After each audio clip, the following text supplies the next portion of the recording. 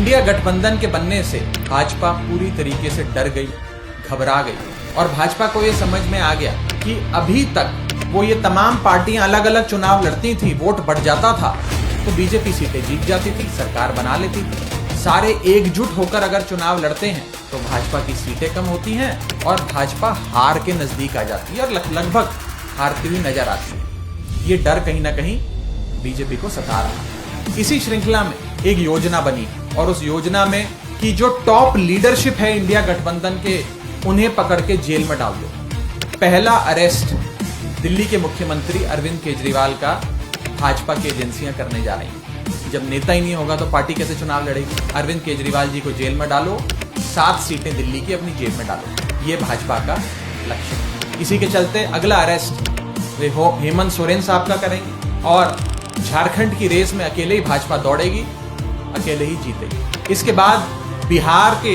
राज्य में जब से नीतीश कुमार जी ने उनका दामन छोड़ा और आरजेडी और जेडीयू ने मिलकर सरकार बनाई, तभी से ये योजना बन गई कि आरजेडी की टॉप लीडरशिप जो है उसे पकड़ के जेल में डालें। इसी श्रृंखला में अगला अरेस्ट आरजेडी के नेता तेजस्वी यादव का हो सकता है। अगला राज्य वो है वेस्ट बंगाल। बंगाल वो राज्य जहां पर भाजपा ने पूरे दमखम से राज्य का चुनाव लड़ा, खूब पैसा भी खर्चा, समय भी लगाया, नेताओं को, बड़े से बड़े नेताओं को उतारा, लेकिन कुछ खास नहीं बना।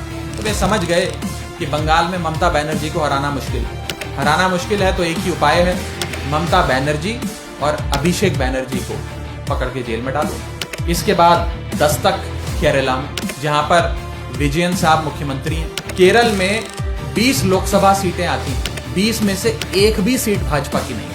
भाजपा अपना खाता खोलना चाहती है केरल में। वो जेल जाएंगे तो पार्टी चुनाव नहीं लड़ पाएगी, पार्टी चुनाव नहीं लड़ पाएगी तो भाजपा की जीत निश्चित।